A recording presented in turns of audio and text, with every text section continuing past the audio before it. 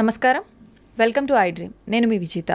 ప్రస్తుతం మనతో పాటు ఉన్నారు ఇస్కాన్ టెంపుల్ నుంచి ప్రణవానంద ప్రభుజీ గారు. ప్రభుజీ ఎప్పుడు మనతో మాట్లాడినా కూడా ఎన్నో మంచి మంచి విషయాలను, కృష్ణుడికి సంబంధించిన విషయాల గురించి అయితే ఏంటి, కృష్ణ లీలల గురించి అయితే ఏంటి, ఆధ్యాత్మిక మార్గంలో మనం వెళుతున్నప్పుడు ఎటువంటి నియమాలు పాటించాల్సి ఉంటుంది, అసలు ఆధ్యాత్మిక మార్గంలో ఎందుకు వెళ్లాల్సి ఉంటుంది, ఇలాంటి ఆసక్తికర విషయాలన్నింటినీ మనకు తెలియజేస్తూనే ఉంటారు.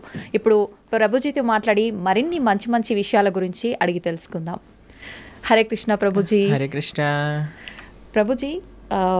ఆధ్యాత్మిక మార్గం వైపు వెళ్తే మనకు అన్ని రకాలుగా బాగుంటుంది, భగవంతుడి దగ్గరికి మనం వెళ్ళొచ్చు, మోక్షం పొందొచ్చు అని చెప్పి మాట్లాడుకుంటూ ఉంటాం.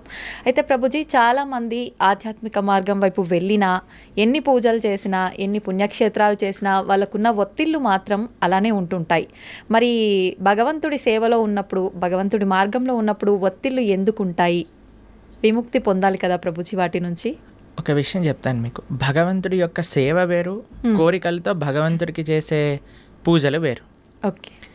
మనకి ఒత్తిడి పోవాలి అని అంటే ఫస్ట్ మన మనసులో ఉండే భారాలు ఏవైతే ఉన్నాయో అవి తగ్గించుకోవాలి. మీకు ఒక చిన్న విషయం చెప్తాను, అప్పుడు మీకు అర్థమవుతుంది. అలెగ్జాండర్ ది గ్రేట్ భారతదేశానికి వచ్చినప్పుడు ఒక సాధువు ఒంటిపైన బట్టలు కూడా లేవట, ఇలా కూర్చొని ధ్యానం చేస్తూ ఆనందంగా నిమగ్నం అయిపోయి ఉన్నారనమాట. అయితే ఈ సాధువు అలెగ్జాండర్ని చూసి నించోని కూడా నించోలేదట. అయితే ఆయనకు చాలా కోపం వచ్చింది. అదేంటి, నేను ఇంత పెద్ద రాజును వస్తే నించోవట్లేదేంటి అని ఆయన ఏం చేశారు, ఒక వ్యక్తిని పంపించారు. ఆయన నించోమని చెప్పు అని అన్నారనమాట. ఆయన వెళ్ళారు. నేను ఎందుకు నించుంటా అని అన్నాడు. ఈయన హాయిగా అలా మళ్ళీ తపస్సు చేసుకుంటున్నాడు అనమాట. అలెగ్జాండర్ స్వయంగా వచ్చారు ఆయన దగ్గరికి. వచ్చి ఆయనతో అన్నారట, అయ్యా, నా దగ్గర ఇంత సామ్రాజ్యం ఉంది, అయినా సరే నాకు భారంగా ఉన్నది, నీ దగ్గర బట్టలు కూడా లేవు, అయినా సరే నువ్వు ఇంత ఆనందంగా ఎలా ఉన్నావు, ఇంత ఆనందం నీ ముఖంలోనే కనిపిస్తూ ఉంది, ఎందుకు ఇంత వర్చస్సు, ఎందుకు ఇంత తేజస్సు, ఎందుకు ఇంత ఆనందం నీ దగ్గర ఉంది అని అడిగారట. అయితే ఈయన అన్నారట, ఒక చిన్న రాయి, ఇంతే రాయి కింద నుంచి తీసుకొని అలెగ్జాండర్ని అన్నారట, ఇది నువ్వు పట్టుకోవచ్చా? అయితే అలెగ్జాండర్ అన్నారట, ఇంత చిన్న రాయి పట్టుకోవటంలో నాకేముంది, పట్టుకుంటాను, ఇవ్వండి అని చేతిలో పెట్టాడు. అలానే పట్టుకొని ఉంచు అని అన్నారట. ఇలా పట్టుకున్నారు. గంట సేపు అయింది, 2 గంటలైంది, 3 గంటలైంది. అలా టైం పెరుగుతూ ఉండేసరికి ఆయన చేతి మొత్తం కూడా ఎంత హెవీగా అనిపించిందంటే అంత హెవీగా లాస్ట్ కింద పడేశారు. అమ్మో, నేను ఇంకా పట్టుకోలేను. అదేంటి, ఇంత చిన్న రాయి నేను పట్టుకుంటాను, అచ్చేస్తా ఇంచేస్తానన్నావు కదా, ఇప్పుడేమైంది అని అంటే, అమ్మో చాలా కష్టం, చాలా కష్టం. చూసారా, ఒక చిన్న రాయే కొద్దిసేపటి తర్వాత ఎంత భారంగా మారిపోయింది మనకి. నిజమే. కానీ మనము భగవంతుడి దగ్గరికి ఎందుకు వెళ్తున్నాము? అయ్యా, నాకు కొత్త కారు కొని ఇచ్చేసేయి, నాకు కొత్త ఇల్లు కొని ఇచ్చేసేయి, నాకు తొందరగా పెళ్ళి అయిపోవాలి, నాకు పిల్లలు కలగాలి, నాకు ఇంత ఆస్తి రావాలి, నాకు అది కావాలి, ఇది కావాలి అని ఇంకా భారాలు అడగడానికి మనం భగవంతుడి దగ్గరికి వెళ్ళామనుకోండి, ఎప్పుడు మనం ప్రశాంతంగా ఉండలేం. కానీ అదే స్వామి నిస్వార్థమైన ప్రేమతో, భక్తితో, భక్తి వేరు, కోరికలు కోరటం వేరండి. ఎప్పటి వరకైతే మనం భగవంతుడి నుంచి కోరికలు కోరుతామో అది భక్తి కాదు. అంటే మనసులో ఎటువంటివి లేకుండా నిస్వార్థమైన భావనతో, భగవంతుడి పట్ల ప్రేమతో కానీ మనం వెళ్తే అటువంటి వాడు ఎన్నటికీ కూడా ప్రశాంతత లేకుండా ఉండలేడు. ఆయనకి తప్పక ప్రశాంతత ఉంటుంది. ఎవరైతే నిస్వార్థమైన ప్రేమనే మనకి ప్రశాంతత, మీరు అంటున్నారు కదా, ఆ సాటిస్ఫాక్షన్ అనేది ఇస్తుంది. ఒక ఆయన అంటే చాలా తీర్థయాత్రలు చేస్తూ ఉండేవారట. చాలా తీర్థయాత్రలు చేస్తుంటే ఎందుకోసం చేసేవాళ్ళు, మాకు ఇది అయిపోవాలి, మాకు అది అయిపోవాలి, మాకు ఇది జరిగిపోవాలి, మాకు అది జరిగిపోవాలి అని తీర్థయాత్రలని చేస్తూ, అక్కడికి వెళ్తే పుణ్యం వస్తుందట, ఇక్కడికి వెళ్తే పాపం పోతుందట, దీంతో చేస్తుండే. అయితే వాళ్ళ గురువుగారు చాలాసార్లు చెప్పారు, నాన్న ఈ భావనతో వెళ్ళకు, అక్కడుండే భగవంతుడి యొక్క దర్శనం చేసుకోవడానికి వెళ్ళు, అక్కడ సాధువుల దగ్గర నుంచి మాటలు వినడానికి వెళ్ళు, ఆ క్షేత్రానికి సేవ చేయడానికి వెళ్ళు అని అంటే ఈయనకు అర్థం కాదు. నేను వెళ్ళాలి, మునగాలి, అన్ని దర్శనాలు చేసుకోవాలి, ఎందుకంటే పుణ్యం వచ్చేస్తుంది, పుణ్యం వచ్చేస్తుంది, పుణ్యం వచ్చేస్తుంది. అయితే ఈ గురువు గారు ఒకసారి ఏం చేశారంటే, ఒక కాకరకాయ ఇచ్చారట. కాకరకాయ ఇచ్చి, నాన్న నువ్వు వెళ్ళే పుణ్యక్షేత్రాలన్నింటిలో కూడా ఎక్కడెక్కడైతే నువ్వు స్నానం చేస్తావో అక్కడ అల్లా కూడా ఈ కాకరకాయకి స్నానం చేయించు అని అన్నారట. సరే అని మొత్తం ప్రతి క్షేత్రాన్ని, గంగా, యమున, గోదావరి, కావేరి అన్నిట్లో స్నానం చేసి తీసుకొచ్చారట. వచ్చి మళ్ళీ ఆశ్రమానికి తిరిగి వచ్చేసరికి ఆ గురువుగారు అన్నారట, నాన్న ఈ కాకరకాయని కొద్దిగా ముక్కలు ముక్కలు చేసి కొద్దిగా వండు అని అనేసరికి వండి చూసేసరికి ఆ కాకరకాయ చేదుగానే ఉంది. కాబట్టి దాని యొక్క గుణం పోయిందా? గంగలో స్నానం చేసాం, యమునలో స్నానం చేసాం, పోలేదు కదా. ఎప్పటి వరకైతే మనం నిజమైన ఆధ్యాత్మిక మార్గము అని అంటే ఏమిటి? శ్రవణం కీర్తనం విష్ణు స్మరణం పాద సేవనం అర్చనం వందనం దాస్యం సాఖ్యమాత్మ నివేదనం. ఈ నవవిధ భక్తి మార్గాలలో మనం ఉండమో అప్పటి వరకు మన హృదయ శుద్ధీకరణ అనేది జరగదు. ఎంతవరకైతే మన హృదయ శుద్ధీకరణ అనేది జరగదో అప్పటి వరకు మనకు ప్రశాంతత ఉంటుంది అనమాట. అలాంటి తీర్థయాత్రకి వెళ్ళటం తప్పని చెప్పట్లేదండి. ఏ భావనతో వెళ్ళాలి? సేవా భావనతో వెళ్ళాలి. ఏ భావనతో వెళ్ళాలి? భగవంతుడి పట్ల ప్రేమతో వెళ్ళాలి. ఏ భావనతో వెళ్ళాలి? అక్కడ నుంచి ఏం నేర్చుకోవచ్చు, ఏం తెలుసుకోవచ్చు అనే భావనలోకి వెళ్ళాలి. కానీ ఏదో పుణ్యం వచ్చేసేయాలి, పాపం పోవాలి, ఏదో సైట్ సీయింగ్గా ఇలా వెళ్తే ఏం ప్రయోజనం లేదు. ఇప్పుడు చూడండి, ఏ క్షేత్రాలకు వెళ్ళినా మనం 4 ధామ్లో చూస్తూ ఉన్నాం. అందరు కూడా కెమెరాలు పట్టుకొని రికార్డింగ్స్ చేయడానికి, వ్లాగింగ్స్ చేయడానికి వెళ్తున్నారట. అవును ప్రభు. కేదార్నాథ్, బద్రీనాథ్ ఇలాంటి క్షేత్రాలన్నిటికీ కూడా బృందావనంలో అందరు రీల్స్ చేయడానికి వెళ్తున్నారు. ఇలా చేస్తే మనకి భక్తి ఎటువంటి ప్రయోజనం రాదండి. ఇంకా మనల్ని కర్మబంధంలో ఇంకా చిక్కుకుంటాం, కానీ మనం చర్మబంధం వీడలేము. కానీ ఎప్పుడైతే మనం సాధువుల దగ్గర నుంచి శ్రద్ధగా వింటామో, ఎప్పుడైతే మంచి విషయాలు స్మరిస్తామో, ఎప్పుడైతే చక్కగా జపం చేస్తామో భగవన్నామాన్ని, ఎప్పుడైతే భాగవత రామాయణాదులు చదువుతామో అప్పుడు నిజమైన శుద్ధీకరణ అనేది జరుగుతుంది. అప్పుడు నిజమైన ఒత్తిడి, స్ట్రెస్ అని ఏవేవో అంటున్నాం కదా, అవన్నీ పోతాయి. ఆనందంగా మనం భగవంతుడి దగ్గర ఉండొచ్చు. ఓకే ప్రభుజీ, కొంతమంది అనుకుంటారు నేను భగవంతుడి ధ్యాసలోనే ఉండాలి, ఆయన మొత్తం ఆయనకే అంకితం అయిపోవాలి అంటే కుటుంబ వ్యవహారాల్లో ఉంటుంటారు, కానీ ఎక్కువగా నేను ఆధ్యాత్మికం వైపు నడవాలి అనుకుంటున్నాను అనుకున్నా కూడా మనసు అనేది ఏకాగ్రత ఉండదు. అటువంటి వారు ఏం చేయాలి ప్రభుజీ? ఇలాంటివన్నీ గొడవలైనాక నెక్స్ట్ మూమెంట్ అనిపిస్తుంది నిజంగానే. తర్వాత అయిపోయాక అంతా బాగుంది దేవుడి పక్కన మనము మన సంసారంలో ఉంటాం. అవునవును, దీన్ని శ్మశాన వైరాగ్యము అని అంటారు. కాబట్టి దీంతో పనికి రాదండి. మనము to start with regular spiritual practice ఉండాలి. మనం ఏమనుకుంటామంటే ఇప్పుడు నేను మొత్తము కూడా ఈ సంసారంలో ఉంటాను, ఒక సమయానికి సంసారానికి పులి స్టాప్ పెట్టేసి మొత్తం ఆధ్యాత్మికం అయిపోతాను. అలా అవ్వదండి ఎప్పుడు కూడా. మనము బ్యాలెన్స్ నేర్చుకోవాలి, మనకి ప్రియారిటీస్ ఉండాలి. కాబట్టి అలా మొత్తం వెళ్ళిపోతాను, మొత్తం మునిగిపోతాను అని చాలామంది మాకు కూడా చెప్తూ ఉంటారు. ప్రభుజీ ఇంకొక 4 సంవత్సరాలు వెయిట్ చేయండి, 4 సంవత్సరాల తర్వాత నువ్వు ఉంటావా లేదో తెలియదు కదా. అవును, ఎవరుంటారో లేదో తెలియదు కదండి. ఒక నెక్స్ట్ క్షణంలోనే ఏమవుతుందో చెప్పలేం కదండి. నిజమే ప్రభుజీ. దేహినాం క్షణ భంగురహ అని అంటారు. తామరాకు పైన నీటి బొట్టు లాంటిది అనమాట మానవ జన్మ. ఇప్పుడు చూస్తున్నాం మనం, అసలు ఆశ్చర్యపోతున్నాం. అసలు మీరు ఎప్పుడైనా ఇంటర్నెట్లో చూసారనుకోండి, ఒకళ్ళు ఇలా పెళ్ళిళ్ళల్లో డాన్స్ చేస్తూ వెళ్ళిపోతారు. చిన్న చిన్న పిల్లలు, ఇప్పుడు వయసుతో సంబంధం లేదు హార్ట్ అటాక్ రావడానికి. అలానే ఎవరికైనా వస్తుంది అని కాదండి, మనకి తెలియదు ఎవరికి ఏమవుతుందో అనే విషయం. అవును. కాబట్టి మనం ఏమంటున్నామంటే ఒకనాడు ఇలా చేస్తాము, ఒకనాడు అలా చేస్తాము అన్నదానికంటే మనకి ఇప్పుడున్న సమయంలో కొద్దిగా సమయం భగవంతుడి కోసం తీయండి, కొద్దిగా సమయం వెచ్చించండి భగవంతుడి కోసము.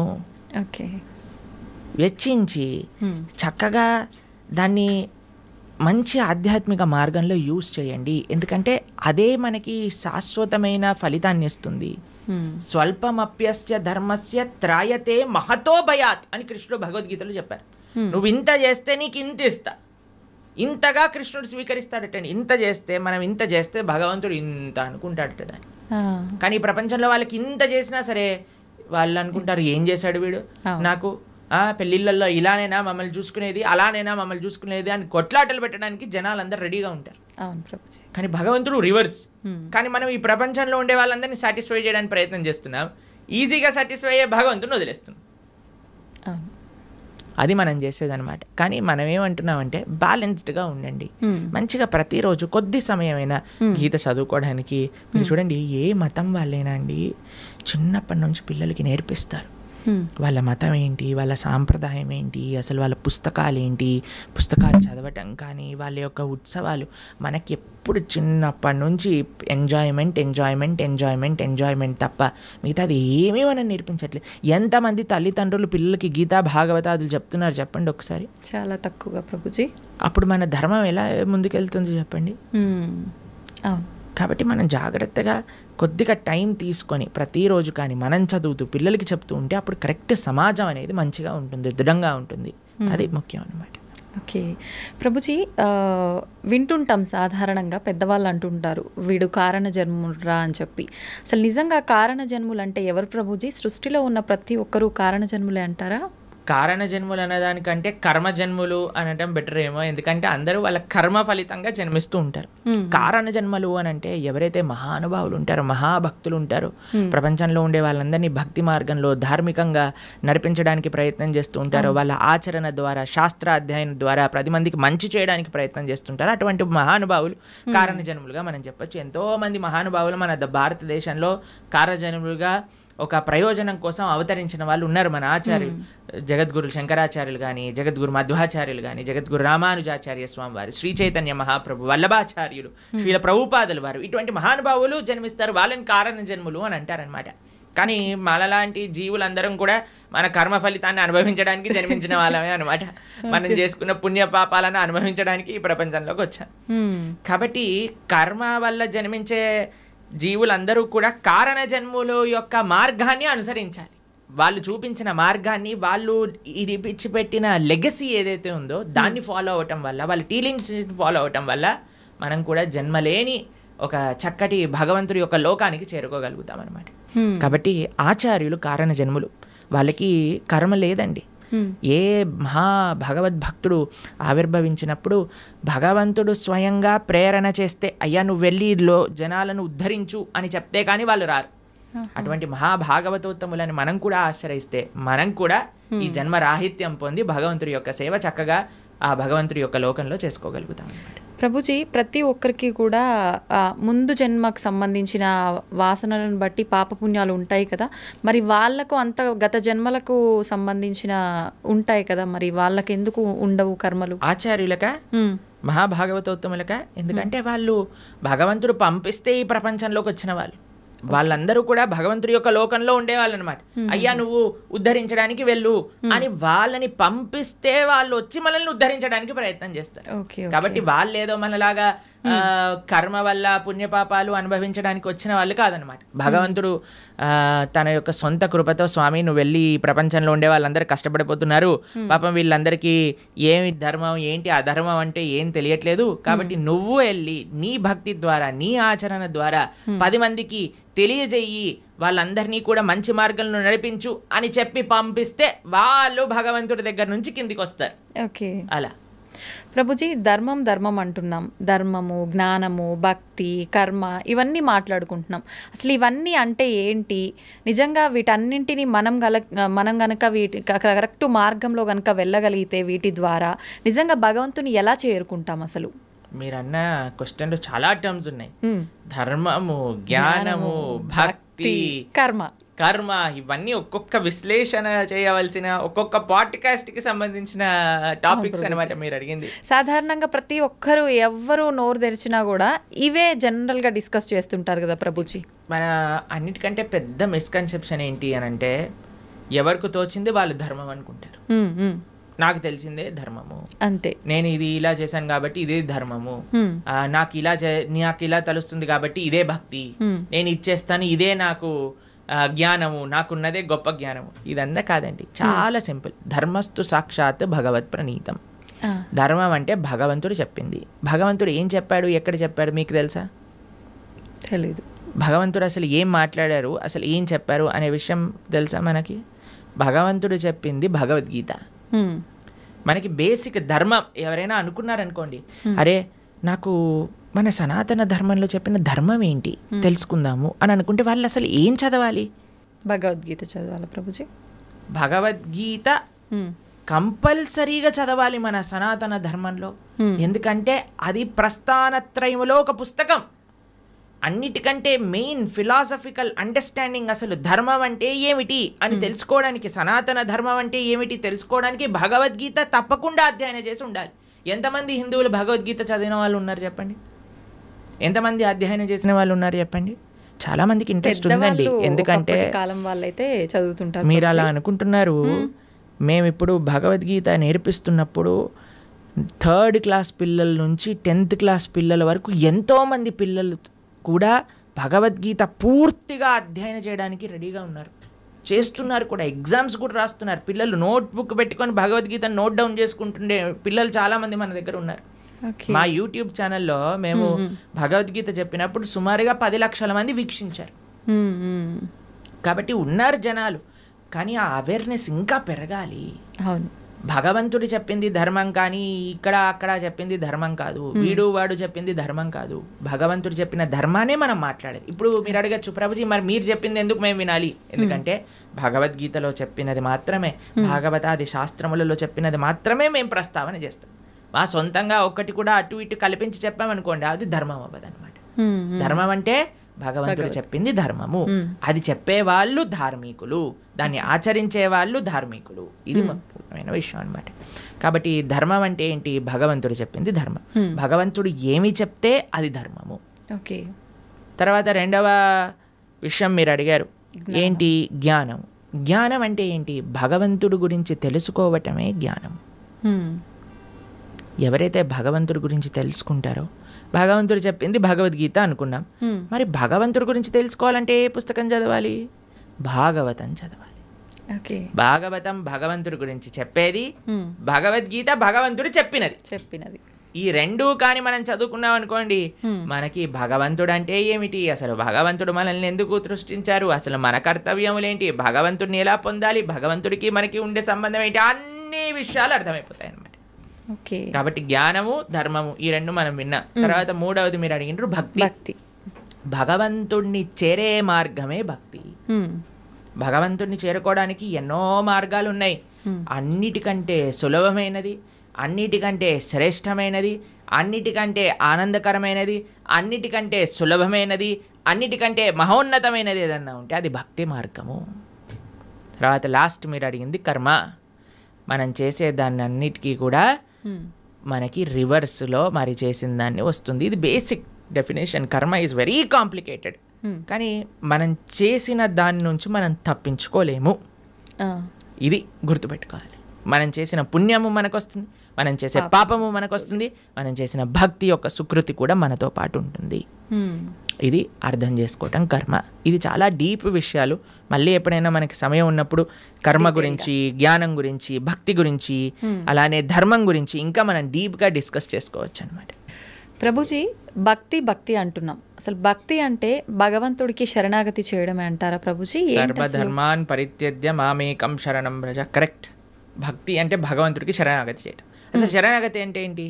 స్వామి నీవు నచ్చింది చెయ్యి, నీకు నచ్చింది, నీకు ఏది కరెక్ట్ అనిపిస్తే అది చెయ్యి. ఒక బేసిక్ ఆస్పెక్ట్ ఆఫ్ శరణాగతి ఏంటి అని అంటే భగవంతుడి పట్ల మనం డిమాండ్ చేయకూడదు, నాకు ఇది మంచిది ఇదే చేయాలి నువ్వు. అలా కాదు, అయ్యా నువ్వు ఏం చేసినా సరే నాకు మంచే చేస్తావు అని మన మనసులో ఉండే భావన. అవశ్య రక్షివో కృష్ణ, నువ్వు తప్పకుండా నన్ను రక్షిస్తావు స్వామి, నువ్వేం చేసినా కరెక్టే చేస్తావు, కాబట్టి నువ్వు నచ్చిందే చెయ్యి తండ్రి అని ఫస్ట్ అన్నిటికంటే బేసిక్ విషయం చెప్తున్న శరణాగతిలో కనీసం ఇది భగవంతుడి దగ్గర అనగలగాలి. కానీ భగవంతుడి దగ్గరికి ఇప్పుడు పూజలు, వ్రతాలు, నోములన్నీ స్టార్ట్ అయిపోతున్నాయి కదా. ఈ నోములో ఇది చేస్తే నాకు ఈ ఫలితం వస్తుంది, ఏ నోము చేస్తే నాకు ఏ ఫలితం వస్తుంది, ఈ స్తోత్రం చదివితే నాకు ఇది అవుతుంది, ఆ పూజ చేస్తే నాకు అది అవుతుంది, ఇన్ని వారాలు ఇది చేస్తే నాకు ఇది అయిపోతుంది. సారీ సార్, ఇది భక్తి కాదు, ఇది కేవలం పూజ, ఆరాధన కాదు. పూజ చేస్తే పుణ్యం వస్తుంది, ఆరాధన చేస్తే భగవంతుడి యొక్క కృప, భగవంతుడి పట్ల ప్రేమ పెరుగుతుందన్నమాట. కాబట్టి తిరువారాధన అని మనము భగవద్భక్తి సాంప్రదాయంలో అంటాం. స్వామి యొక్క ఆరాధన అనేది యూజ్ చేస్తాం. ఆరాధన అంటే ఎప్పుడైతే ప్రేమ ఉంటుందో, అక్కడ ఎటువంటి అపేక్ష ఉండదో అది ఆరాధన అవుతుంది. కానీ నాకు ఇది కావాలి అని మనం చేస్తే అది పూజ అవుతుంది, దానివల్ల పుణ్యం మాత్రమే వస్తుంది, భక్తి రాదు. కాబట్టి మీరు అన్నట్టుగా భగవంతుడి యొక్క పూజ చేయటము లేదా భగవంతుడి యొక్క ఆరాధన చేయడం యొక్క అన్నిటికంటే గొప్ప ఫలితం ఏంటి అని అంటే భగవంతుడికి శరణాగతి చెయ్యుట. స్వామి నేను నీ వాణ్ణి, నీకు చెందిన వాణ్ణి, నువ్వు నాకు ఏం చేసినా సరే అది తప్పకుండా కరెక్టే చేస్తావు అని భగవంతుడికి కంప్లీట్ శరణాగతి, శ్రీకృష్ణ భగవానుడికి కంప్లీట్గా శరణాగతి చెయ్యుట, దాన్నే భక్తి అని అంటారు. చాలా కరెక్ట్గా చెప్పారు మీరు. ఆ భావన చాలా శ్రేష్టమైన భావన, అందరూ అలవర్చుకోవాల్సిన భావన. ప్రభుజీ, ఒక జీవి ముక్తి పొందాలి అంటే మీరు చెప్పినట్టుగా భగవంతుడికి శరణాగతి చేస్తే ముక్తి పొందొచ్చు అంటారా? అదే మార్గం భగవంతుడి దగ్గరికి వెళ్ళడానికి, భగవంతుడి యొక్క సేవ చేయడానికి మార్గమే భక్తి శరణాగతి. ఇంకే మార్గం లేదు. భగవంతుని చేరుకోవడానికి అన్నిటికంటే ఈజియెస్ట్ మార్గం, అన్నిటికంటే బెస్ట్ మార్గం ఏదన్నా ఉంటే అది భక్తియే. ఆ భక్తి తప్ప సమాశ్రితాయై పదపల్లవప్లవం మహత్పదం పుణ్య యశోమురారే భవాంబుదిర్వత్స పదం పరం పదం పదం పదం యద్విపదాం నతేషాం అని అంటారు. సమాశ్రితాయై అంటే శరణాగతి చేయటం. ఎవరైతే భగవంతుడి యొక్క శ్రీచరణాలను ఆశ్రయిస్తారో అటువంటి వాడికి ఏమవుతుందట, ఇంత పెద్ద సంసార సాగరం అంటాం కదండి, సంసార సాగరంలో కొట్టి ముట్టాడుతున్నాం అంటారు కదా, ఆ సంసార సాగరం ఎంత అయిపోతుందట అంటే ఒక గోవు దూడ పాదం ఉంటుంది కదండి, దూడ కానీ బుడదలో పాదం పెట్టింది అనుకోండి, ఇంత చిన్న హోల్ అవుతుంది, దాంట్లో ఎంత నీళ్లు ఉంటాయి, తక్కువగా ఉంటాయి. అన్ని నీళ్ళు అయిపోతుందంటే ఈ సంసార సాగరం మొత్తం ఎవరైతే భగవంతుడికి శరణాగతి చేస్తారు. అంత నీటిని ఎంత సులభంగా దాటొచ్చండి, ఒక పాదం పెడితే సరిపోతుంది దాటి అంతే. అలా సంసారాన్ని దాటేయచ్చట ఎవరైతే భగవంతుడి యొక్క పాదాలకు శరణాగతి చేస్తారు. కాబట్టి ముక్తి కావాలి, భగవంతుడి దగ్గరికి వెళ్ళి భగవంతుడి యొక్క సేవ చేసుకోవాలి అని అనుకున్న వాళ్ళకి ఏకైక మార్గం ఏమిటి అని అంటే అది భక్తి శరణాగతి మాత్రమే, ఇంకా ఏ మార్గము పని చెయ్యదు. ఓకే ప్రభుజీ, మోక్షం అంటుంటాం, ముక్తి మోక్షం ఒకటేనా? ఇవి రెండు కూడా భగవంతుని చేరుకోవడాన్నే ముక్తి మోక్షం అని అంటారా? ఎస్, ముక్తి మోక్షము అని అంటే చాలా మందికి ఒక మిస్కన్సెప్షన్ ఏముంటుంది అని అంటే భగవంతుల్లోకి వెళ్ళి కలిసిపోవటము అని అనుకుంటారు, ఐక్యం అయిపోవటము అని అంటారు. చాలా మంది ఈ మాట వాడుతూ ఉంటారు అనమాట, ఐక్యం అయిపోవాలి భగవంతుడి లోపల. మనం ఏమి భగవంతుడి లోపల ఐక్యం అవ్వడానికి పుట్టలేదండి. జీవులం అందరూ కూడా జీవేర స్వరూప హోయ్ కృష్ణేర నిత్య దాస్, మనందరం కూడా భగవంతుడి యొక్క సేవ చేయడానికి ఉన్నాం. ఇప్పుడు చూడండి, ఒక చిన్న పిల్ల ఉంది, ఆవిడికి అమ్మ అంటే చాలా ప్రేమ ఉన్నప్పుడు ఆ చిన్నపిల్ల వచ్చి అమ్మతోటి, అమ్మ మళ్ళీ నేను నీ పొట్టలోకి దూరిపోతాను, నీ శరీరంలోకి వెళ్ళిపోతాను అని అంటే, ఒరే శరీరంలోకి వెళ్ళటం ఏంట్రా, నువ్వు అమ్మ అంటే ప్రేమ ఉంది అని అంటే నువ్వు ఏదో ఒక సేవ చేయాలి, అమ్మకి నచ్చినట్టుగా ఉండాలి, అమ్మకి నచ్చే విధంగా ఉండాలి, అదే సేవ కదండి. అమ్మ పొట్టులోకి వెళ్ళిపోవటం ప్రేమనా, లేదా అమ్మకి నచ్చే పనులు చేయటం ప్రేమనా? నచ్చే పని చేయటం. కాబట్టి భగవంతుడి యొక్క భక్తి, భగవంతుడి ముక్తి అని అంటే భగవంతుడు లోపలికి వెళ్ళిపోవాలి అని కోరుకోవటం కాదు, భగవంతుడినే అయిపోవాలి అని చాలా మంది అనుకుంటూ ఉంటారు అనమాట. కానీ అది కాదండి ముక్తి అంటే. ముక్తి అంటే భగవంతుడి యొక్క సేవ చేయటం. భగవంతుడి యొక్క సేవ కాదు, భగవంతుడి యొక్క భక్తుల యొక్క సేవ. భగవంతుడి యొక్క భక్తుల యొక్క సేవ కాదు, భగవంతుడి యొక్క భక్తుల యొక్క భక్తుల యొక్క సేవ. భగవంతుడి యొక్క భక్తుల యొక్క భక్తుల యొక్క సేవ కాదు, భగవంతుడి యొక్క భక్తుల యొక్క భక్తుల యొక్క భక్తుల యొక్క సేవ. దాసానుదాసో తవ పాదేయిక మూలం, ఇది ముక్తి అని అంటే. మనం చాలామందికి ప్రశ్న, ఒకవేళ మనకి ముక్తి వచ్చేసింది అనుకోండి, భగవంతుడి దగ్గరికి వెళ్ళిపోవాలి, ఏం చేస్తాము? సేవ చేసుకుంటాం. ఎస్, సేవ చెయ్యాలి అనే వాళ్ళకే అక్కడికి అలౌడ్ ఉంటుంది, లేకపోతే అలౌడ్ ఉండదు అనమాట. నేను కూడా మీరు వైకుంఠానికి ఎందుకు వెళ్తున్నారండి అని వీసా స్టాంపింగ్ వాళ్ళు అడిగారు అనుకోండి, ఏం లేదండి మేము కొద్దిగా మాకు వైకుంఠం చూసి రావాలని ఉంది అనుకోండి, రిజెక్ట్ అనేసిస్తారు. టూరిస్ట్గా వెళ్ళలేము మనం వైకుంఠానికి, పర్మనెంట్ రెసిడెంట్గానే వాళ్ళు వీసా ఇస్తారు. ఆ పర్మనెంట్ రెసిడెంట్లో కూడా పర్మనెంట్ ఎంప్లాయ్మెంట్ ఉంటుంది అన్నమాట మనకి భగవంతుడి యొక్క సర్వీస్. ఎవరైతే ఎంజాయ్మెంట్ మెంటాలిటీ ఉంటుందో వాళ్ళకి పరలోకానికి ఎలౌడే ఉండదు. ఎవరైతే సేవాభావనలో ఉంటారో వాళ్ళకి మాత్రమే భగవంతుడి దగ్గరికి ఎలౌడ్ ఉంటుంది. ప్రభుజీ, జీవాత్మ అంటుంటారు, జీవుడు జీవాత్మ రెండు ఒకటేనా, వేరు వేరంటారా? ఎస్, మనకి 3 రకాల శరీరములు ఉంటాయి. ఇప్పుడు మీరు చూసే దాన్ని స్థూల శరీరము అని అంటారు, అంటే చర్మము, బ్లడ్, బోన్స్ వీటన్నిటితో ఉండే స్థూల శరీరం అంటారు. దీంట్ లోపల సూక్ష్మ శరీరం అని ఉంటుంది, మన బుద్ధి అహంకారములతో స్థూల శరీరం ఉంటుందన్నమాట. దాని లోపల స్థూల శరీరం, సూక్ష్మ శరీరం, దాని లోపల మనకి కారణ శరీరము అని అంటారు, దాన్ని ఆత్మ, జీవాత్మ అని అంటారు. ఇప్పుడు చూడండి, ఫర్ ఎగ్జాంపుల్ ఇప్పుడే నేను స్టూడియోకి వస్తుంటే ఒకళ్ళు వెళ్ళిపోయారు, ఆయన పక్కన నుంచి ఇలా తీసుకెళ్తూ ఉన్నారనమాట. సపోజ్ పలానా వ్యక్తి వెళ్ళిపోయారండి అని అంటారు. వెళ్ళిపోయారు అని అంటే ఇక్కడే కదండి మన ముందే కనిపిస్తున్నారు కదా, మరి వెళ్ళిపోయారు అని ఏం వెళ్ళిపోయింది? ఆత్మ. ఇదే బేసిక్ అండర్స్టాండింగ్. కానీ ఎంతమందికి ఈ విషయం గురించి, అరే ఆత్మ వేరు శరీరం వేరు అని మనం గుర్తించేసామనుకోండి, ఈ శరీరం పైన అంత ఇన్వెస్ట్మెంట్ ఎందుకు చేస్తాం చెప్పండి? అస్సలు. ఎవరైనా అద్దెల్ని అలంకరించుకుంటారా?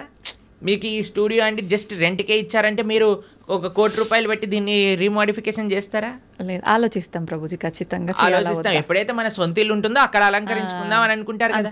కానీ మనందరం చేసే పని ఏంటి? ఇది తెలుసు, అదే ఈ శరీరము పర్మనెంట్ కాదు, అయినా సరే మనం ఈ శరీర పోషణలో ఉన్నాం. కానీ శరీర పోషణలో ఉండద్దు అని చెప్పట్లేదండి, కానీ ముఖ్యమైన ఆత్మని మర్చిపోరాదు, అది అన్నిటికంటే ముఖ్యం.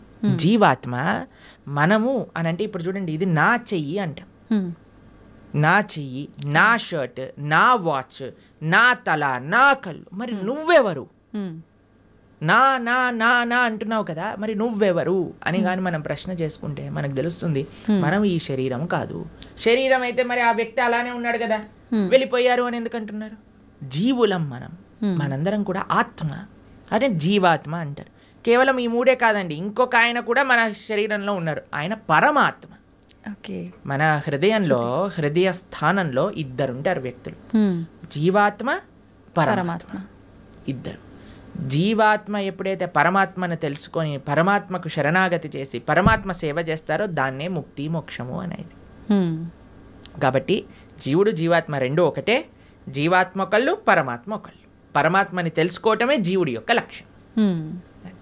ప్రభుజీ, ఒకసారి ఆత్మ శరీరాన్ని విడిచి వెళ్ళిన తర్వాత మళ్ళీ ఎంత కాలం పడుతుంది మళ్ళీ ఒక జీవిలో రావటానికి?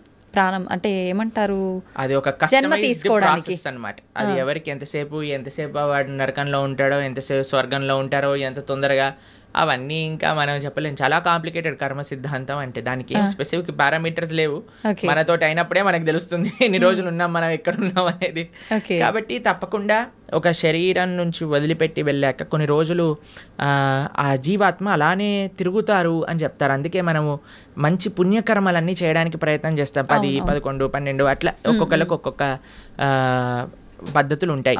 దాని తర్వాత వాళ్ళు అక్కడ నుంచి స్వర్గాది లోకములకు, నరకాది లోకములకు వెళ్ళి వాళ్ళ పాప పుణ్యాలన్నీ అనుభవించి మళ్ళీ ఇంకొక శరీరంలోకి దాల్చడానికి ఈ భూలోకంలోకి రావాల్సి వస్తుంది. లేదు, ఆయన చాలా భాగవతోత్తముడు, భగవంతుడికి శరణాగతి చేసి భక్తి చేసిన వాళ్ళు, పుణ్యంతో సంబంధం లేదు, పాపంతో సంబంధం లేదు, సాయిగా యత్గత్వా నా నివర్ధంతే తద్ధామ పరమమ్మ, భగవంతుడి యొక్క లోకానికి చేరుకున్నారనుకోండి, ఇంకా మళ్ళీ పుట్టాల్సిన అవసరం లేదు, పుణ్యము లేదు, పాపం లేదు, ఏ గోల లేదు, ఆనందంగా భగవంతుడి యొక్క సేవలో ఉండొచ్చు. మన సనాతన ధర్మంలో మీరు అర్థం చేసుకోవాల్సినవి 3 ఉన్నాయండి. ఏంటి ప్రభుజీ? ఒకటి పాపం, అంటే మనం చేసే తప్పుడు వాటికి వచ్చే ఫలితాన్ని పాపము అని అంటారు. 2 పుణ్యం, మనం చేసే మంచి పనులకి మనకి రిటర్న్గా వచ్చేది పుణ్యం. ఇంకొకటి 3వది ఉందండి, దాన్ని భక్తి అని అంటారు. భక్తి పుణ్యానికి సంబంధం లేదు, పాపానికి సంబంధం లేదు, ఇది సపరేట్ బ్యాంక్ అకౌంటే. ఎప్పుడైతే మనం ప్రేమతో భగవంతుడిని ఆశ్రయిస్తామో అది పుణ్యం కాదు, అది భక్తి సుకృతి అంటారు, భక్తోన్ముఖ సుకృతి అని అంటారు. ఎవరైతే భక్తి చేస్తారో అటువంటి వాళ్ళు నా స్వర్గానికి వెళ్ళరు, నా నరకానికి వెళ్ళరు, వాళ్ళు వెళ్ళేది భగవంతుడి యొక్క లోకానికి. స్వర్గానికి వెళ్ళినా, నరకానికి వెళ్ళినా, ఇంకా ఏ దేవత యొక్క ప్రపంచానికి వెళ్ళినా సరే, లోకానికి వెళ్ళినా సరే, కృష్ణుడు భగవద్గీతలో చెప్తారు, ఆ బ్రహ్మ భువనాలోక పునరావృత్తినో అర్జున. ఇక్కడ నుంచి బ్రహ్మలోకం అంటే అన్నిటికంటే టాప్ మోస్ట్ లోకం అనమాట. అక్కడ వరకు వెళ్ళిన వాళ్ళు కూడా మళ్ళీ పుట్టాల్సిన అవసరం ఉంటుంది. ఎప్పుడైతే మాముపేత్యత్తు కౌంతయ్య, నన్ను ఆశ్రయించిన వాళ్ళు, ఎవరు చెప్తున్నారు నన్ను అని అంటే కృష్ణుడు అర్జునుడితో చెప్తున్నారు, నన్ను ఆశ్రయించిన వాళ్ళకి మళ్ళీ పుట్టుక అనేది ఉండదు అనే విషయం చెప్తున్నారు. కాబట్టి మనం పుణ్యం పైన ఫోకస్ చేయకూడదు, పాపం పైన ఫోకస్ చేయకూడదు, మనం భక్తి పైన ఫోకస్ చేయాలి. ఇది పర్మనెంట్ సొల్యూషన్ అనమాట. ఓకే ప్రభుజీ, భక్తి వేరు, భగవంతుణ్ణి తెలుసుకోవడం వేరా ప్రభుజీ? 2 ఒకటేనా? భక్తి మార్గంలో మొట్టమొదటి అడుగు శ్రవణం, అంటే భగవంతుడి గురించి తెలుసుకోవడం. ప్రహ్లాదుని హిరణ్యకశిపుడు అడుగుతారు, అయ్యా నువ్వు స్కూల్కి వెళ్ళావు కదా, బోర్డింగ్ స్కూల్, హాస్టల్కి వెళ్ళావు కదా, ఏం నేర్చుకున్నావు అని అంటే, శ్రవణం కీర్తనం విష్ణు, శ్రవణం అని అంటే భగవంతుడి గురించి వినటము. భక్తి అంటే ఏదో పూజలు చేసేసి ఇక్కడ నుంచి 1000 పూలు పట్టుకొచ్చేసి ధూపాలు వేసేసి నోములు ఇచ్చేసి లక్ష పూలలతో పూజ చేసేసి ఒక లీటర్ల అభిషేకాలు చేసి, ఇది కాదండి భక్తి అంటే. భక్తి అంటే భగవంతుడి గురించి వినటం. ఇది ఎవరు చెప్తున్నారు? పరమ భక్తుడైన ప్రహ్లాదుడు చెప్తున్నాడు. ఫస్ట్ ప్రాసెస్ ఏంటి? శ్రవణం, భగవంతుడి గురించి వినటం. ఏం వినాలి? గీత, భాగవత, రామాయణ అసలు అన్నీ ఏదైతే భగవంతుడి గురించి చెప్తారో వాటిని వినాలి. శ్రవణం, కీర్తనం, దాని తర్వాత మనం చేయాల్సింది జపం. చూడండి ఆయన ఏం ప్రాసెస్లో చెప్తున్నారు, ప్రియారిటీ వైజ్ చెప్తున్నారు అనమాట. శ్రవణం, కీర్తనం, విష్ణో ఎవరికి చేయాలి ఇది? భగవంతుడైన నారాయణుడు విష్ణువుకి చేయాలి. శ్రవణం కీర్తనం విష్ణు స్మరణం పాదసేవనం. స్మరిస్తూ ఉండాలి. మనం విన్నది స్మరిస్తూ స్మరిస్తూ స్మరిస్తూ ఉంటే అప్పుడు మనకి భగవంతుడి పట్ల ప్రేమ పెరుగుతుంది. అప్పుడు మనం భగవంతుడి యొక్క ఆరాధన చేసామనుకోండి, ప్రేమతో ఆరాధన చేయగలుగుతాం. లేకపోతే ఎప్పుడు మనసులో ఈ కోరిక ఈ కోరిక ఈ కోరిక ఈ కోరిక కోరిక గుర్తొచ్చినంత భగవంతుడు గుర్తురాడు. నిజమే ప్రభుజీ. ఎప్పుడైతే మనం శ్రవణం కీర్తనం భగవంతుడి గురించి వింటామో, భగవంతుడి యొక్క నామాన్ని జపం చేస్తామో, అప్పుడు మనం ఆరాధన చేసేటప్పుడు మన మనసు భగవంతుడి పైన ఉంటుంది. కాబట్టి అందరూ కూడా ఫస్ట్ వ్రతాలు, నోములు, పూజలు చేసేయడానికి పరిగెత్తుతూ ఉంటారు. కానీ దాటికంటే ఫస్ట్ ఇనీషియల్ స్టెప్స్ ఏంటి అని అంటే, ఇప్పుడు చూడండి, ఒక ఫస్ట్ ఫ్లోర్కి ఎక్కెళ్ళాలి అని అంటే మనం లాంగ్ జంప్ చేసేసి ఎక్కిస్తామా? ఒకసారి దూకామనుకోండి, ఆయనతో కాళ్ళు చేతులు విరిగిపోతాయి, అంతే. మెల్లమెల్లగా ఎక్కామనుకోండి, కరెక్ట్ పాత్లో మనం వెళ్తూ ఉండొచ్చు అనమాట. అందుకే ఫస్ట్ స్టెప్ ఏంటంటే భగవంతుడి గురించి వినండి, భగవంతుడి గురించి వినండి, భగవంతుడు గురించి స్మరించండి, భాగవత రామాయణాదులు ఏం చెప్పారో తెలుసుకోండి. అందుకే ఇన్ని గంటలు మనం యూట్యూబ్లలో వీటిలలో చెప్పేది ఎందుకు అని అంటే జనాలు వినడానికి. వింటే వాళ్ళకి భగవంతుడి గురించి తెలిస్తే మంచి భక్తి మార్గంలో ముందుకెళ్తే అది జీవుడి యొక్క పరమశ్రేయస్సుకి కారణం అవుతుంది. ఓకే ప్రభుజీ, ఒక మంచి భక్తుడిగా ఉండాలి అంటే ఫస్ట్ చేయాల్సింది మీరు చెప్పినట్టుగా భగవంతుడి గురించి వినడమే అంటారా? కరెక్ట్. శ్రవణం కీర్తనం. ఫస్ట్ ప్రాసెస్ ఏంటి అంటే శ్రవణం. మనం వినడానికి ప్రయత్నం చేయాలి. ఎవరి నుంచి వినడానికి ప్రయత్నం చేయాలి? ఎవరైతే శాస్త్ర అధ్యయనం చేసిన మంచి భక్తులు ఉన్నారు. ఇప్పుడు చూడండి, మార్కెట్లో ఎవరు పడితే వాళ్ళు చెప్పడానికి రెడీ అయిపోయారు. ఇది ఇలా చెయ్యి, ఆ చిట్కా ఇలా చెయ్యి, ఈ పరిష్కారం ఇలా చెయ్యి. అసలైతే ఎంత ఆశ్చర్యం అనిపిస్తుంది అంటే, కొన్నిసార్లు మాకు వీడియోలు పంపిస్తే అసలు ఇలాంటి వ్యక్తుల్ని ఎలా వినగలుగుతున్నారు జనాలు అని అనిపించేటట్టుగా ఆశ్చర్యపడిపోతాం అనమాట. ఎందుకంటే భాగవత మన శాస్త్రాలు చెప్పే విషయం వేరు, వీళ్ళు చెప్పే విషయాలు వేరు. ఒకడు తలపైన చేయబెడతానంటాడు, ఒకడు ఇంకొక మాయ చేస్తానంటాడు, ఇంకొకడు మ్యాజిక్ చేస్తానంటాడు. మాయలు మ్యాజిక్ కావాలంటే మీరు మ్యాజిక్ షోకి వెళ్ళండి కదా, దేవుడి దగ్గరికి ఎందుకు రావాలి? ఆధ్యాత్మిక గురువు మాయలు, మ్యాజిక్లు, తంత్రాలు, యంత్రాలు, తలపైన చేయబెట్టాలు అవన్నీ చేయరండి. ఆధ్యాత్మిక గురువు ఎప్పుడైనా సరే, మీరు ఏ శాస్త్రంలో చూసినా ఎవరైనా సరే మీరు చూడండి, మన జ్ఞానము వేరే వ్యక్తులకి గురువు ఎప్పుడు కూడా శ్రవణం ద్వారానే పంపిస్తారు. రామ లక్ష్మణులు కూడా విశ్వామిత్రుల దగ్గర నుంచి శ్రవణం చేసి జ్ఞానాన్ని సంపాదన చేసుకున్నారు. కృష్ణుడు సాందీపముని దగ్గర నుంచి శ్రవణం చేసుకొని జ్ఞానాన్ని విన్నారు. అర్జునుడు కృష్ణుడి దగ్గర నుంచి శ్రవణం చేశారా? కృష్ణుడు వచ్చి చేయబెట్టాడు అర్జునుడి పైన శ్రవణం. కాబట్టి భగవంతుడిచ్చిన మార్గము శ్రవణం. మన జ్ఞాన సముపార్జన చేయాలి. మనకి ఏదో అయిపోవాలని మన ధర్మంలో కొంతమంది మనల్ని మోసం చేసే, ఇప్పుడు చూడండి, ఎవరికైతే మోసపోవాలని ఉంటుందో వాళ్ళని మోసం చేసే వాళ్ళు రెడీగా ఉంటారు మార్కెట్లో. మన ధర్మంలో మోసాలు చేసేవాళ్ళు తక్కువ అని మనం చెప్పడానికి వీలు లేదు, ఉన్నారు. ఎందుకంటే మనకి ఆ మోసపోయే ప్రవృత్తి ఉన్నది కాబట్టి. ఇది కాకుండా ఇతర మతాల వాళ్ళైతే ఇంకా పీక్స్కి వెళ్ళిపోయారనమాట. వాళ్ళు చేసే మోసాలు కానీ, వాళ్ళు చేసే యాక్టింగ్లు కానీ, వాళ్ళు చేయించే డ్రామాలు కానీ చూస్తే అసలు ఎందుకు ఇంతమంది అక్కడ ఉంటున్నారంటే, అసలు మీరు చూడండి, మేము ఆ వీడియో చూసినప్పుడు మాకు పంపిస్తుంటారనమాట జనాలు, ఇలా ఇలా ఇలా ఇలా వీళ్ళు చేస్తున్నారు ప్రభుజీ, పాస్టర్లు వీళ్ళు అని చూస్తున్నప్పుడు అయితే మాకు అనిపిస్తుంది, ఎవడైనా బుర్రున్నవాడు అసలు ఈ సభకి వెళ్తాడా? అసలు వీక్షిస్తాడా? వేలాది మంది అక్కడ కూర్చొని వీక్షిస్తున్నారు అంటే వీళ్ళందరూ మోసపోవడానికి రెడీగా ఉన్న వాళ్ళనే కాబట్టే కదండి మోసం చేస్తుంది. వాడు ఇంటికి వెళ్ళాక అనుకుంటాడు, అసలు వీళ్ళు ఎంత మూర్ఖులు, అసలు ఎలాంటి వ్యక్తులు వీళ్ళు, నేను చేసే యాక్టింగ్లకి చప్పట్లు కొట్టటాలు, అరవటాలు, ఇలాంటి వాళ్ళు ఉన్నంత వరకు మోసాలు ఆపలేమండి. మన లోపల ఒక జాగరూకం కావాలి. నేను శాస్త్రాన్ని నమ్ముతా, భగవంతుడి యొక్క తత్వాన్ని అధ్యయనం చేస్తా, కానీ మ్యాజిక్ల వల్ల, ఏమంటాం, మీరు చేతులు పెట్టటాల వల్ల, ఏవో సృష్టించటం వల్ల, ఏదో మన జీవితంలో ఏదో మంచి జరిగిపోవటం వల్ల, దానివల్ల ఏది వచ్చే ప్రయోజనం లేదండి. ఈరోజు మంచి జరుగుతుంది, రేపేం జరుగుతుంది? జీవుడి యొక్క పరమశ్రేయస్సు భగవంతుడి గురించి తెలుసుకోవటం. అందుకే మేము ఎక్కడికి వెళ్ళినా మొత్తుకునేది ఒకటే విషయం, ఇవన్నీ యొక్క ట్రాప్లో పడకండి. మన మానవ జన్మ ఎన్నో సంవత్సరాల తర్వాత మనకి రేర్గా దొరికిన ఈ అవకాశాన్ని మంచి మార్గంలో ఉపయోగించుకోండి అనే మేము అందరం ప్రార్థన చేస్తూ ఉంటాం అందరికీ కూడా. ఎందుకంటే మాకు అనిపించేది ఏంటి అంటే, పాపం ఇలాంటి వాళ్ళ ట్రాప్లలో పడే వాళ్ళు చెడ్డవాళ్ళు కాదండి. భగవంతుడి గురించి తెలుసుకోవాలి అనుకుంటే కదా వాళ్ళు ఇలాంటి బాబాల దగ్గరికి లేదా ఇలాంటి వ్యక్తుల దగ్గరికి వెళ్ళేది. కానీ మేము అనుకునేది ఏంటి అంటే మంచి మార్గం కానీ వాళ్ళు తెలుసుకోగలిగితే వాళ్ళ జీవితం పండిపోతుంది. అవును ప్రభుజీ. మన శాస్త్రం ఏం చెప్తుంది తెలుసా, ఇలాంటి చెడు వ్యక్తుల వల్ల వెళ్ళే వాళ్ళ పరిస్థితి ఎలా ఉంటుందట అంటే సగం మింగిన కప్పలాగా ఉంటుందట. పాము ఒక పెద్ద కప్పని పట్టేసుకుంటుంది. ఎంత పెద్దగా ఉంటుందంటే ఆ కప్ప లోపలికి మింగలేదు, బయటికి వదలలేదు. అలాంటి పరిస్థితులు చిక్కుకుపోతారు. కాబట్టి మీ అందరికీ మేము చేసే ప్రార్థన ఏంటి అంటే ఎవరైతే శాస్త్రాన్ని అధ్యయనం చేశారో, శాస్త్రపరంగా శాస్త్ర సమ్మతంగా మాట్లాడతారో, ఎవరైతే వైదిక సనాతన ధర్మాన్ని ఆచరిస్తూ ఉన్నారో, ఇప్పుడు ఏంటంటే అండి కలియుగంలో ఎంతోమంది దేవుళ్ళని మ్యానుఫ్యాక్చర్ అయిపోయారు. ఎక్కడ చూసినా వీడి దేవుడు అంటాడు, వాడి దేవుడు అంటాడు, అందరినీ దేవుళ్ళు అనటం ప్రారంభం చేశాం. కానీ ఒక్క విషయం, భగవంతుడు అనేవారు ఎవరైనా ఉంటే అది వేదములు ప్రతిపాదన చేసిన వారు మాత్రమే. కాబట్టి శాస్త్రీయంగా ఎవరైతే ప్రామాణికంగా దైవము అని చెప్పారో వాళ్ళ గురించి తెలుసుకోవటం శ్రేయస్సు. ఆ శాస్త్రీయమైన గ్రంథాలను అధ్యయనం చేయడం శ్రేయస్సు. కానీ మొన్న ఒక 50 సంవత్సరాల ముందో 70 సంవత్సరాల ముందో పుట్టిన గ్రంథాలని మనం చదవాల్సిన అవసరం లేదు. మనం చదవాల్సిన ఏదైనా వాంగ్మయం ఉంటే అది వ్యాసుడిచ్చిన వాంగ్మయం మాత్రమే. అది చాలా ముఖ్యం. ఓకే ప్రభుజీ, మీరు చెప్పినట్టుగా అంటే వీటన్నింటినీ చదువుకుంటూ భగవంతుడి గురించి వింటూ అలా ఉంటే నిజంగా భగవంతుడి అనుగ్రహం పొందొచ్చు అంటారా? గుళ్ళకి పుణ్యక్షేత్రాలకి వెళ్ళకపోయినా కూడా భగవంతుడి యొక్క అనుగ్రహం పొందాలి అని అంటే భగవంతుడు చెప్పినట్టు నడుచుకోవాలి. మీకు ఒక విషయం చెప్తాను.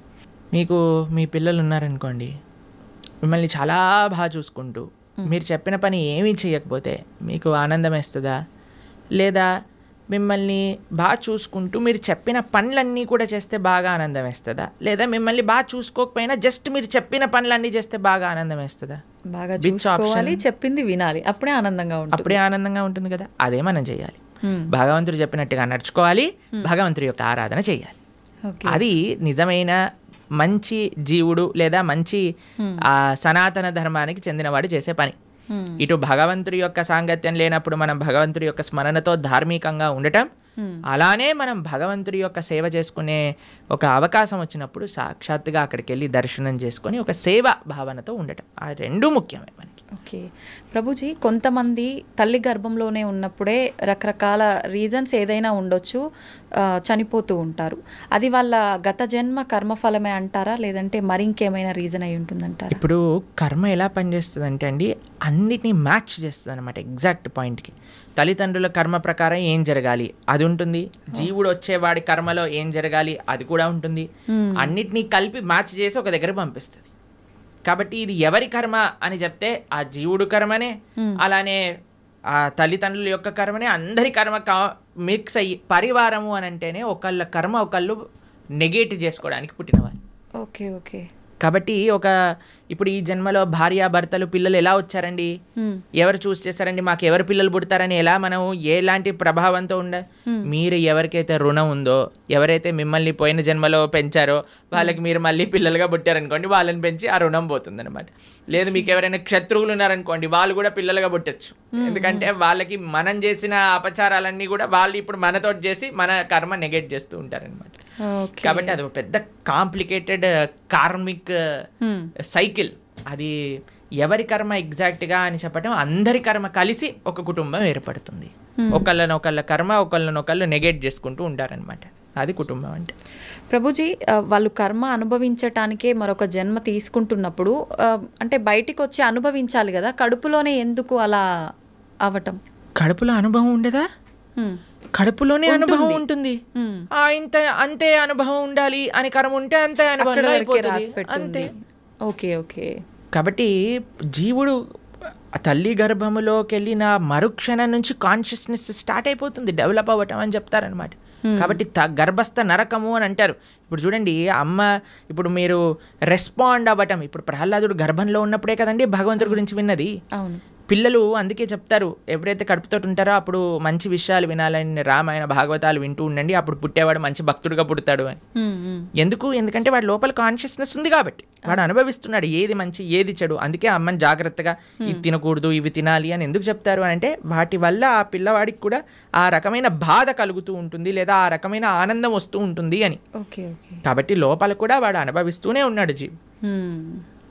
ప్రభుజీ భగవంతుడి అనుగ్రహం అనేది ఇప్పుడు మామూలుగా చెప్తుంటారు కదా ప్రభుజీ, మగవారు ఇంట్లో యజమాని చేసే పూజ వల్ల ఎక్కువ ఫలితం ఉంటుంది, కుటుంబానికి మొత్తం చెందుతుంది. ఆడవారు చేసే పూజా ఫలితం అనేది తనకొక్కతి మాత్రమే చెందుతుంది అని చెప్పి చెప్తుంటారు. ఇది నిజమేనా ప్రభుజీ? ఒకవేళ ఇది హస్బెండ్ చేసే పుణ్యంలో 50% భార్యకి చెందుతుంది. భార్య చేసే పుణ్యంలో నయా పైసా హస్బెండ్కి రాదు. హస్బెండ్ చేసే పాపంలో 50% భార్య చేసే పాపంలో 50% హస్బెండ్కి చెందుతుంది. హస్బెండ్ చేసే పాపంలో నయా పైసా భార్యకి రాదు. ఓకే. కాబట్టి ఇలా చూసుకుంటే ladies are more fortunate in one sense. కాబట్టి యజమాని ఎందుకు జాగ్రత్తగా నువ్వు ధార్మికంగా ఉండాలి అని చెప్తున్నారంటే, ఎందుకంటే వాడే ఎక్కువ ట్రిత్లో ఉన్నాడనమాట. వాడు చేసిన దానికి చేయని దానికి అనుభవించాల్సింది వాడే, కాబట్టి జాగ్రత్తగా ఉండు అని చెప్పేది. కాబట్టి మనం ఆరాధన అంటే ఏదో ఇప్పుడు చాలా మంది ఆడవాళ్ళు పూజ చేయాలి, మగవాళ్ళు పూజ చేయకూడదు, మగవాడేమో కాఫీ తాగుతూ పేపర్ చదువుతూ కూర్చుంటాడు అనమాట. అది కాదండి. ఫస్ట్ మగవాడి బాధ్యత. మీకు విషయం చెప్పాలా, వైదిక ధర్మంలో వంట కూడా మగవాళ్ళే చేసేవాళ్ళు, ఆరాధన కూడా మగవాళ్ళే చేసేవాళ్ళు. మీకు విషయం చెప్తాను, కొన్ని సంవత్సరాల క్రితం కానీ మనం వెళితే చరిత్రలో బయట ఇల్లు ఊడ్చి తూడ్చి ముగ్గులేయటం కూడా మగవాళ్ళే చేసేవాళ్ళు. మరి ఇప్పుడు ఎందుకు లేదు ప్రభుజీ ఆచారం? మీరు ఉంటే బాగుండేది కదా. కానీ ఇట్ ఈస్ నాట్ ఆడవాళ్ళ పని పూజ అనే నోషన్ ఫస్ట్ పోవాలి. ఆరాధన అంటే అయితే మగవాడే చేయాలా? కాదు, అందరు కలిసి ఆరాధన చేయాలి. ఎలా అందరూ కలిసి ఆరాధన చేస్తారు అని అంటే, ఎవరైతే ఇంటి యజమాని ఉన్నారో ఆయన భగవంతుడి యొక్క ఆరాధన చేస్తూ ఉంటారు. మరి ఇంట్లో ఉండే స్త్రీలు ఏం చేస్తారు? వాళ్ళు చక్కగా భగవంతుడికి నైవేద్యములు తయారు చేసి, భగవంతుడికి పూలమాలలు తయారు చేసి, భగవంతుడికి వస్త్రాలు కుట్టి వీళ్ళు ఆ సేవని సమర్పణ చేస్తారు. పిల్లలు ఏం చేస్తారు? బయటికి వెళ్ళి పూలు, తులసి ఇవన్నీ పట్టుకొని వస్తారు. ఏదైనా రూమ్లో ఆ నాన్నకి అమ్మకి, అమ్మ అక్కడ వంట చేసి ఇక్కడికి వచ్చి అందించి భగవంతుడికి నివేదన చేయడానికి ఇస్తూ ఉంటారు. కాబట్టి పరివారం అంతా కలిసి పూజలో పాల్గొంటుంది అనమాట. కాబట్టి ఆరాధన ఎవరు చేయాలి అనే విషయానికి వస్తే, ఇంట్లో ఉండే పురుషులే ఆరాధన చేయాలి అని శాస్త్రం చెప్తుంది. అలానే పురుషుడు ఒక్కడి ఆరాధన చేసేసి ఇంకా భార్య ఏం చేయాల్సిన అవసరం లేదా అంటే, అందరు కలిసి ఆరాధన. ఒక్కొక్కరికి ఒక్కొక్క బాధ్యత. ఒకళ్ళు నైవేద్యం తయారు చేయటం, ఒక పూలమాలలు తయారు చేయటం, చందనం తీయటం, పూలు తేవటం, పుష్పాలు చేయటం, తులసి పదాలు చేయటం, లాస్ట్కి సమర్పణ చేసుకోవటం. అందరు కలిసి చేస్తే అది ఆరాధన అవుతుంది.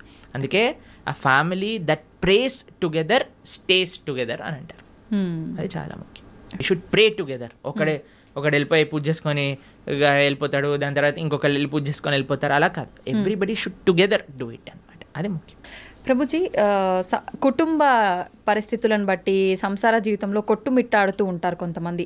అటువంటి వారు అసలు భక్తి మార్గంలో నడవటం కానీ దైవారాధన కానీ ఏమీ ఉండవు. మరి వాళ్ళు ముక్తి పొందే మార్గం ఏమైనా ఉంటుందా? ఎవరు కొట్టుమిట్టాడు అన్నాడు సంసార జీవితంలో? ఎవరైనా పీక పట్టుకొని నువ్వు కొట్టుమిట్టాడు సంసారంలో అని చెప్పారా? అది మన చాయిస్. మనం దేనికి సమయం ఇవ్వాలి అని అనుకుంటే దానికి సమయం ఇస్తామండి. మనకి ఏది ప్రియారిటీ, నాకేది ముఖ్యం అంటే దానికి సమయం ఉంటుంది కదండి. ఇప్పుడు చూడండి, బిజీ, మేము చాలా బిజీ, మాకు జపం చేయడానికి టైం లేదు, మేము గుడికి వెళ్ళలేము అనేవాడు ఇలా వాట్సాప్ స్టేటస్ చూసుకుంటూ ఉంటాడు అనమాట. అందరి మొత్తం కాంటాక్ట్లో ఉన్న వాళ్ళందరివి చూస్తూ ఉంటాడు. మరి వాట్సాప్ స్టేటస్ చూడడానికి ఉన్నాయి, ఫ్యామిలీ గ్రూప్లో వచ్చే అక్కర్లేని చెత్త వీడియోలు అన్నీ చూడడానికి టైం ఉన్నాయి, కానీ ఒక 10 నిమిషాలు కూర్చొని నామజపం చేయడానికి టైం లేదంటారు. కాబట్టి ఇది జస్ట్ అన్ ఎక్స్క్యూజ్.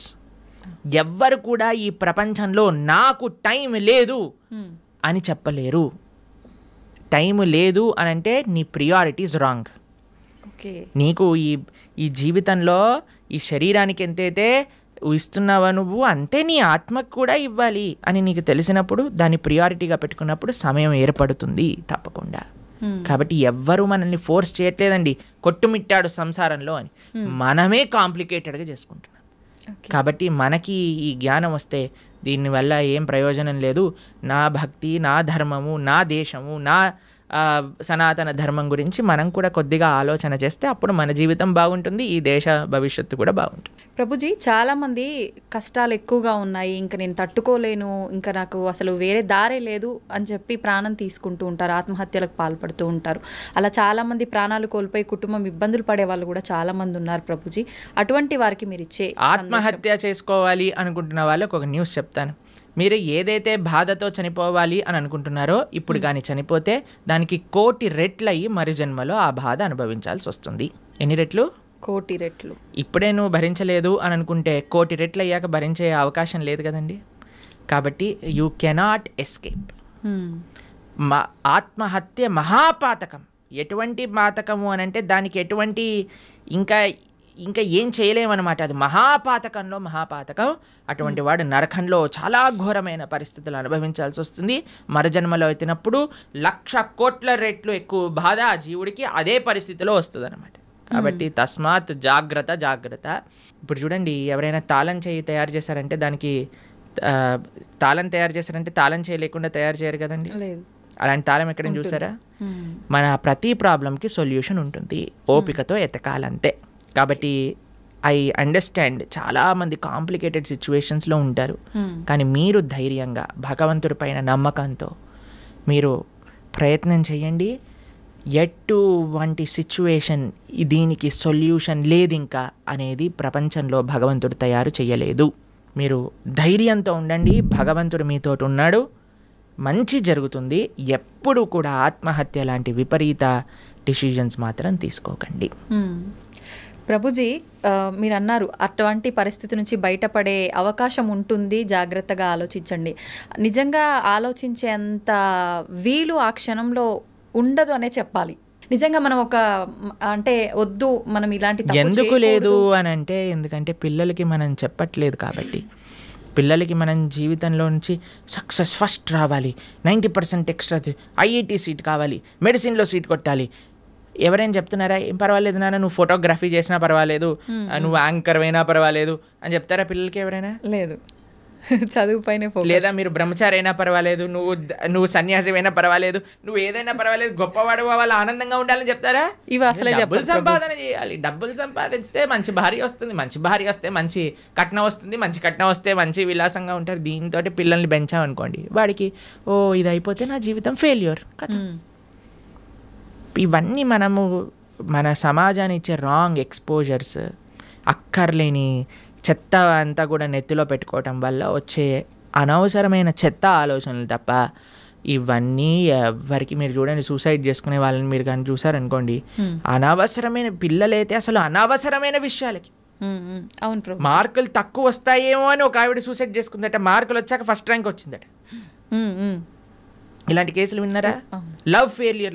అలాంటి లవ్ ఫెయిలియర్ వాళ్ళందరినీ నాకే అనిపిస్తుంది వీళ్ళు నిజంగా చచ్చిపోయే వాళ్ళని కాదు, వీళ్ళని నిజంగా తల్లిదండ్రులే బాగా గుణపాఠం నేర్పించాలని. చిన్న పిల్లలండి, 10th క్లాస్ పిల్లలు, ఇంటర్మీడియట్ చదివే వాళ్ళు, ఇంజనీరింగ్ చేసేవాళ్ళు, వాళ్ళకి డబ్బులన్నీ ఎందుకు, పిల్లలకి ఎందుకు పంపిస్తున్నామండి? మనం ఏమన్నా లవ్వులలో ఉండమని పంపిస్తున్నారా, లేదా బాధ్యతాయుతంగా చదువుకొని ముందుకెళ్ళాలని పంపిస్తున్నారా?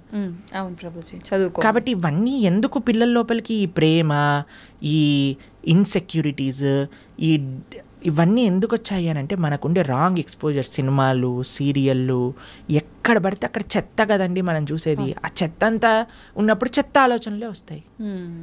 దాన్ని ఇంగ్లీష్లో good in good out, bad in bad out principle అంటారట. Good in good out. మనకి ఏదైతే మంచి ఆలోచనలు ఉన్నాయో, మంచి ఆలోచనలు కానీ, మంచి దృశ్యాలు కానీ, మంచి సాంగత్యం కానీ మనకు ఉందనుకోండి, మంచి ఆలోచనలు వస్తాయి. ఏ కష్టం వచ్చినా సరే, అయ్యా ఏదో ఒక కష్టం ఉన్నా సరే తండ్రి, it is common for everybody, కాబట్టి బయటకు వస్తాయి. ఎందుకంటే సినిమాలలో కష్టాలు చూపించారు కదండి. సినిమాలలో ఏం చూపిస్తారు? అంతే శుభం శుభం హ్యాపీ కార్డ్ వేసేస్తారు అనమాట లాస్ట్కి. హి లివ్డ్ హ్యాపీలీ ఫర్ ఎవర్. కానీ తర్వాత తెలుస్తుంది పెళ్ళి అయ్యాక సార్ నిజాం బాధలు స్టార్ట్ అవుతాయని పెళ్ళిళ్ళలో సినిమాలలో చూపిస్తారా? వాడు ఏదో ప్రేమ ఇది చేసేసుకుంటాడు, తర్వాత లాస్ట్కి విలన్ తోటి ఫైటింగ్ అయిపోతుంది, ఇద్దరు పెళ్లి చేసుకుంటారు, హ్యాపీ అయిపోతుంది. పెళ్ళి అయ్యాక ముందుంది ముసల పండగ, అది తెలియదు కదా వీడికి. అవును. కాబట్టి మనం అన్ని మంచి మంచి విషయాలు, అందుకే ఇప్పుడు చాలాసార్లు మేము ఎప్పుడైనా ఇన్స్టాగ్రామ్లో చూసామనుకోండి, real life and real life అని పంపిస్తుంటారు. రియల్ లైఫ్ అంతా బాగానే ఉంటుందండి, అందరూ కూడా మీరు స్క్రీన్ పైన చూసి అది చేస్తూ ఇది చేస్తూ వాళ్ళు ఇంత వీళ్ళు ఇంత అని. కానీ ప్రతి ఒక్కళ్ళ జీవితంలో బాధలు ఉన్నాయి, ఇది ఫస్ట్ అర్థం చేసుకోవాలి. మనకొక్కడికే బాధ ఉంది, ప్రపంచం అంతా ఆనందంగా బ్రతుకుతున్నారు అనే అపోహ నుంచి బయటికి రావాలి. ఈ అపోహ ఫస్ట్ మనకు ఉండకూడదు. అందరూ బాగున్నారు, నేను ఒక్కనే బాధపడుతున్నా, అది కాదయ్యా. అందరూ నువ్వు బయటికి వెళ్ళినప్పుడు ఎలా అయితే ఆనందంగా నటిస్తున్నావో అందరూ అలానే నటిస్తున్నారు. ఎవడు బాగున్నాడు అని అంటే ఎవరైతే శుద్ధి అహంకారంతో భగవంతుడిని ఆశ్రయించిన వాడు తప్ప మిగతా వాళ్ళందరూ బాధల్లో ఉన్నారు. ఇది 110% సత్యం. ఎక్కడ సైన్ చేయమన్నా మేము సైన్ చేసి ఇస్తాం, ఎందుకంటే ఇది శాస్త్రవాక్కు. సవై పుంసాం పరోధర్మో యతో భక్తిర్ అదోక్షచే అహైతుకి అప్రతిహత ఏ ఆత్మ సుప్రదీయతే. ప్రశాంతత కావాలి అంటే భగవంతుని ఆశ్రయించాలి. There is no other way out. ధన్యవాదాలు ప్రభుజీ, మంచి విషయాలు తెలియజేశారు.